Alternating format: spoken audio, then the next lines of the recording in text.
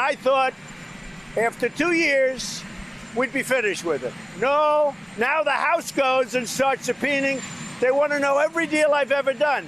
Now, Mueller, I assume, for $35 million, checked my taxes, checked my financials, which are great, by the way. You know they're great. All you have to do is go look at the records. They're all over the place. But they checked my financials and they checked my taxes, I assume. It was the most thorough investigation probably in the history of our country. I think I read where they interviewed 500 people. I say it's enough. Get back to infrastructure, get back to cutting taxes, get back to lowering drug prices. That's what, that's what we should be doing. Well, we're fighting all the subpoenas. Look, these aren't like impartial people. The Democrats are trying to win 2020. They're not going to win with the people that I see, and they're not going to win against me. The only way they can maybe luck out, and I don't think that's going to happen, it might make it even the opposite. That's what a lot of people are saying.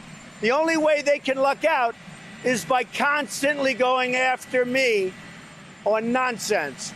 But they should be really focused on legislation, not the things that have been, this has been litigated, just so you understand.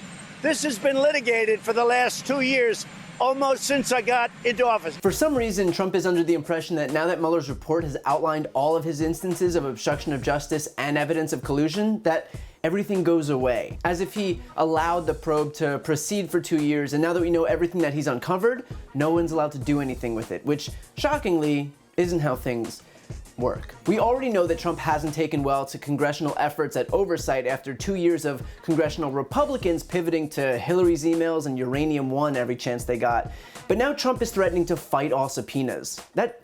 That doesn't seem like a good plan. Already, Treasury Secretary Mnuchin failed to meet 2 separate deadlines for turning over Trump's tax returns to Congress. House Ways and Means Committee Chairman Richard Neal will likely issue a subpoena to Mnuchin and IRS Commissioner Charles Rettig, meaning that if they refuse to comply, Mnuchin and Rettig could be held in contempt of Congress. What's at stake? In the event that they're held in contempt, there could be daily fines and even jail until they comply. That said, there is precedent for Trump not to release his tax returns. Richard Nixon didn't, and hey, that worked out fine. But what's stranger is that in his rant, Trump tries to absolve himself by baselessly claiming that Mueller already checked his financials. Now, Mueller, I assume, for $35 million, checked my taxes, checked my financials, which are great, by the way. You know they're great. Mueller investigated obstruction of justice and collusion with the Russian government to influence the outcome of the election.